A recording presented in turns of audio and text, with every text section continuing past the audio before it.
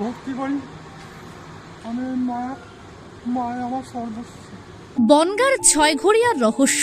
জোড়া শিব ও ডাকাতি কালী মন্দিরে লুকিয়ে আছে অলৌকিক ইতিহাস। বনগাঁর ছয়ঘরিয়ার নাম শুনলেই যে জায়গাটি সবার আগে মনে পড়ে তা হলো জোড়া শিব মন্দির ও ডাকাতি কালী মন্দির। শত বছরেরও বেশি সময় ধরে দাঁড়িয়ে থাকা এই দুটি মন্দির আজও যেন ইতিহাস আর অলৌকিকতার সেতুবন্ধন হয়ে আছে। শোনা যায় ইংরেজ আমলের সময় প্রতিষ্ঠিত হয়েছিল এই মন্দিরগুলো। সেই সময় এই প্রাঙ্গণ ছিল জমজমাট। ঘটা করে চলত শিব পুজো, কালী পুজো, ব্রত উৎসব।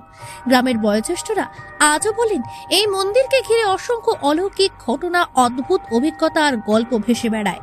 কালীর নিয়মে আজ মন্দিরের দেওয়ালগুলো কিছুটা জীর্ণ হলেও সেই দেওয়ালের ফাটলেও যেন লুকিয়ে আছে অতীতের প্রতিটি অধ্যায়। ইতিহাস তো বটেই, এর সঙ্গে জড়িয়ে আছে এমন কিছু রহস্য আর অলৌকিক বিশ্বাস যা ছয়ঘরিয়ার মানুষের কাছে আজও সমান সত্য।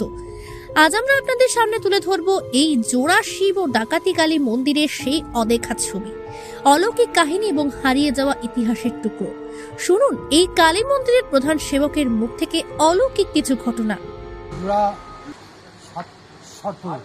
এখানে ছিল ময়া, তার মধ্যে একটা এই জায়গারই আমাদের স্থানীয় মানুষ তাদের চোখে পড়ে যায়।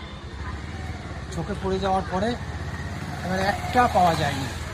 এবার সেইটাকে লরিতে করে এখান থেকে বনগাঁ ভ্রমণ করিয়েছিল। অনেক লোকেই দেখেছিল, আমি দেখতে পাইনি, কিন্তু আমার এটা শোনা কথা। বৃদ্ধ মানুষের মুখে আমি শুনেছি একটা সর্প পাওয়া যায়নি, নিখোঁজ হয়ে আছে।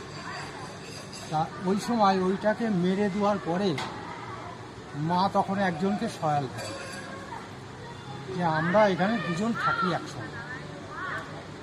তা কেন আমাদেরকে আজকে একা করে দিল? ছিলাম জোড়া, হয়ে গেলাম একা। মা খুব দুঃখ প্রকাশ করেছিল। তা এখানে অনেক কিছু, আমি যদি মায়ের কাছে এখানে এসে সবাই কান্নাকাটা করেছিল। এখানকার লোক, কিছু লোকজন ছিল যারা মায়ের ভক্ত, যে মা এরকম আর হবে না কোনো সময়। এইভাবে মা তখন বলেছিল যে আমি এখানে গুপ্ত হয়ে গেলাম আজকে। তা চেয়েছে পেয়েছে, যে চেয়েছে সেই পেয়েছে। মানে সবাইকে আমি উপকার ছাড়া অপকার করি। তা এখন থেকে আমি গুপ্ত হয়ে থাকি। এই গুপ্ত হয়ে মা আছে। এবার আমি নিজে, আমার এখানে স্থানীয়, আমি এই জায়গারই, কিন্তু স্থানীয় হলেও আমার বাড়ি বাগদা, ঘরটিকুলবেড়িয়া। এবার আমরা যে কোনো কারণবশতে আজকে ছয়ঘরিয়ায় 50-60 বছর হয়ে গেল এখানে আছি। আমাদের জায়গা জমি ছিল না, এখানে কিছুই ছিল না। আমাদের দ্বিতীয় বাড়ি এখনও আছে, সেটা দখল করে বসে আছে। আমরা এখানে আসবার পরে এই মায়ের মন্দিরে ছিলাম। আমরা তখন খুবই ছোট, 62 সাল। আমরা এই মায়ের মন্দিরে এখানে শুয়ে থাকতাম। ওই ভোগের ঘরের মধ্যে আমরা কিছু ছাগল টাগল পুষতাম, ওখানে রাখতাম। ওই সাইডে আমাদের রান্নাঘর ছিল, টালি দিয়ে একটা ছাপড়া মতো করা হয়েছে, ওখানে রান্না খাওয়া করতাম। আর এইখানে এসে শুতাম। কিছু ছাগল পাগল ছিল, সেইগুলো আমরা এখানে ভোগের ঘরের মধ্যে রাখতাম।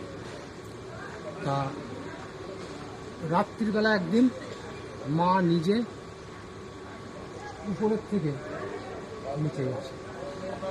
আমার মা বৃদ্ধ মানুষ, ঝড় বৃষ্টি হয়েছে, কিছু লোকজন এখানে আশ্রয় নিয়েছিল মায়ের কাছে।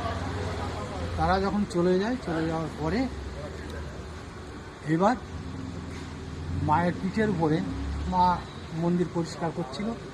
আমাদের তো থাকতে হবে, তো মন্দির পরিষ্কার করছে। মায়ের ঘাড়ের উপরে এত বড় একটা লম্বা এসে পড়ে। আমি তখন বসেছিলাম ওই ভোগের ঘরের দরজার উপরে। তখন মা বলছে কোথায় দেখতো, তখন তো কারেন্ট ছিল না, দেখতো ল্যাম্পটা নিয়ে কী যাচ্ছে এটা, আমার পিঠেও দড়ি মতো পড়লো। তখন দেখলাম এরকম সাইজটা দেখে, তখন আমি বললাম মা যদি কোনো অপরাধ করে থাকি আমাদের ক্ষমা করিস। তুমি এসো এখন। ওই পাশ দিয়ে নামলো, ওই পাশ দিয়ে নামলো, এরকম ঢাল জায়গা তো, নিচে নামলো, তারপর আর পারলো না। আর তারপরের দিন থেকে আমাকে পরপর 3 দিন মাছ ওই শিব মন্দিরে আমি বাচ্চাবেলায় খেলা করছি, মা এসে আমার সামনে দাঁড়ায়।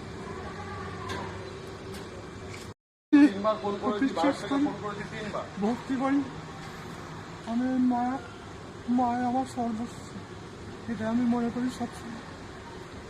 তা আমার মাকে তখন আমি বললাম, মা তাও কি? পরপর 3 দিন আমাকে দেখা দিল শিব মন্দিরের ওই কর্নারে। আমি ওখানে আছি, আমি কাউকে বলছি না যে এই ঘটনাটা, আমার মাকেও বলছি না।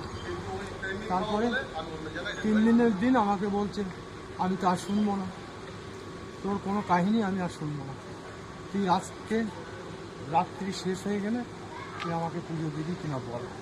তখন আমি বললাম, আমি কী দিয়ে পুজো দেবো? কিছু নেই, তো তোমার চরণে পড়ে আছে। তখন বললাম, ঠিক আছে আমি দেবো। চারিদিকে আমাকে ঘিরে রেখেছিল। আমি সকালবেলা তখন মাকে বলেছিলাম, এই মন্দিরে যে পুরোহিত ছিল একজন ভদ্রমহিলা, তিনাকে তখন বললাম, আমার মা বলবার পরে যখন বললো তখন উনি বললো যে তাড়াতাড়ি চলে এসে দুধ করাতে হবে এখানে। আমার মা এখানে আমার নাম করে দুধ করার দেওয়ার পর মাঝে মাঝে আসে আমার কাছে, এসে এবার চলে যায়। এছাড়াও গ্রামের আরো এক তরুণ ছেলের মুখে শুনুন এই জোড়া শিব মন্দিরের ইতিহাস। এ প্রায় আপনার 150 থেকে 200 বছরের কাছাকাছি পুরনো মন্দির। কিন্তু আপনার আগে মন্দির ছিল, এখানে এমনি শিব পুজো হতো, শিবলিঙ্গ ছিল, কিন্তু তারপরে এখানে গ্রামবাসীদের সহযোগিতায় মন্দিরটা এখানে স্থাপন করা হয়েছে। এটার নাম হচ্ছে ছয়ঘড়িয়া। ছয়ঘড়িয়া মানে হচ্ছে আপনার 6 ঘর জমিদারের বাস আমাদের গ্রামে ছিল, তার জন্য নাম হয়েছে ছয়ঘড়িয়া। আর এই জোড়া মন্দির শুধু এখানে না, জোড়া মন্দির আপনি ছয়ঘড়িয়ার ভিতরেও পাবেন, সামনে আমাদের রাখালদাস বন্দ্যোপাধ্যায়ের বাড়ি আছে, আপনি সেখানেও জোড়া মন্দির পাবেন। আর এই ডাকাত কালী মন্দির যেটাকে বলা হয় ছয়ঘড়িয়া ডাকাত কালী মন্দির, এই মন্দিরটা, তো এই মন্দিরটার অস্তিত্ব মানে ঐতিহ্য হচ্ছে এখানে নাকি আগে হাট বসতো আর ডাকাতরা এখানে পুজো করে ডাকাতি করতে যেত। তো লাস্ট যখন নাকি ডাকাতরা ডাকাতি করতে যাবে, তার আগে পুজো করেছিল যখন, তখন মা স্বয়ং তাদের দেখা দিয়ে বলেছে যে এখানে তোরা আজকে যাস না ডাকাতি করতে, আজকে তোদের বিপদ আছে।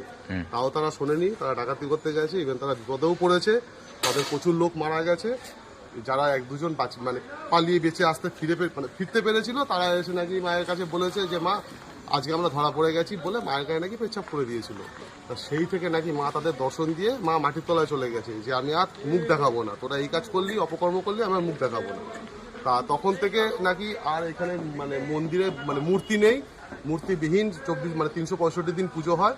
আর বেসিক্যালি একদিন যেদিন কালী পুজো হয় আমাদের রক্ষা কালী মন্দিরে, যেদিনকে আমাদের কালী পুজোর দিন কালী পুজো হয় না, এই মন্দিরে একটা বছরের একটা দিন আছে, সেই দিনে পুজো হয়।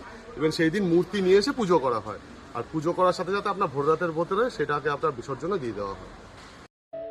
এই ধরনের নিত্য নতুন আপডেট পেতে চোখ রাখুন বাংলার গণতন্ত্র, সব খবর সবার আগে পেতে নজর রাখুন বাংলার গণতন্ত্র, সত্যের পথে বাংলার পথে।